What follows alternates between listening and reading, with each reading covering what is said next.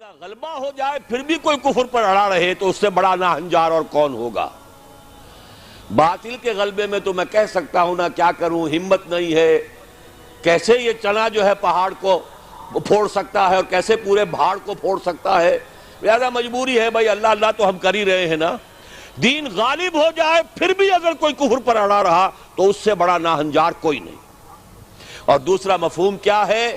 ہمارے اتنے پختہ وعدوں کے باوجود اگر تم کمر نہیں کستے، ہمت نہیں کرتے، قدم آگے نہیں بڑھاتے، آپ کے دیواروں پر قدم بڑھاؤ فلاں، قوم تمہارے ساتھ ہے، لیکن ہم قدم بڑھانے کو تیار نہیں ہیں، اللہ کے دین کی طرف قدم بڑھانے کو تیار نہیں ہے۔ اس کے کیا معنی ہے؟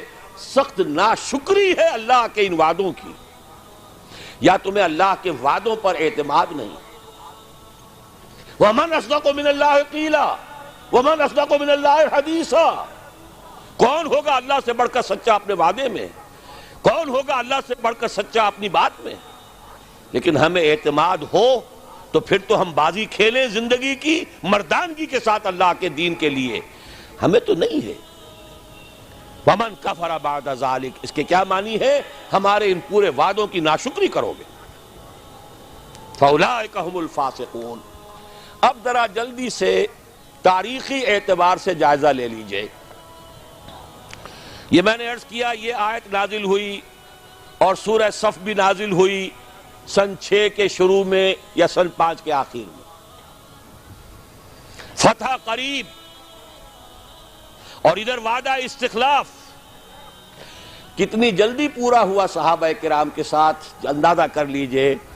سن 6 میں صلح حدیبیہ ہو گئی، انا فتحنا لک فتحا مبینا۔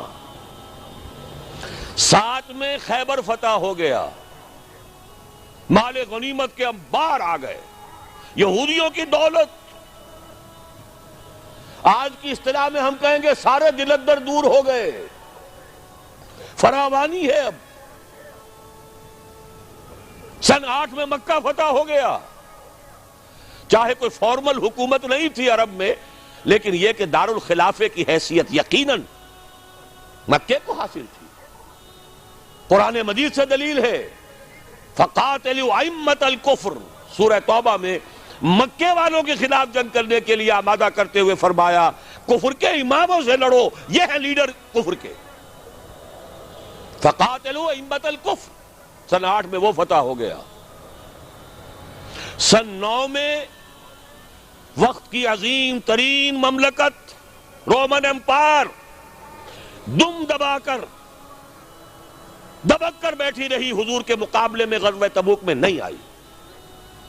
لاکھوں کی فوج لیے ہوئے ہیرقلیس رومن امپرر، لاکھوں کے سٹینڈنگ آرمیز، اور حضور کے ساتھ 30,000 15 دن تبوک میں بیٹھے ہیں، سامنے نہیں آ سکا۔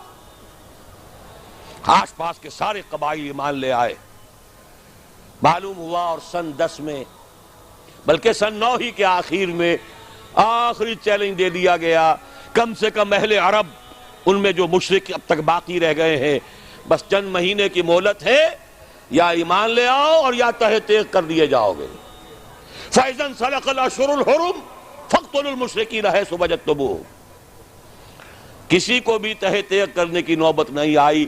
کچھ سر پھرے تھے جو بھاگ گئے ملک چھوڑ کر، باقی سب ایمان لے آئے۔ جاء الحق وزهق الباطل ان الباطل كان زهوقا۔ اللہ کا وعدہ پورا ہو گیا یا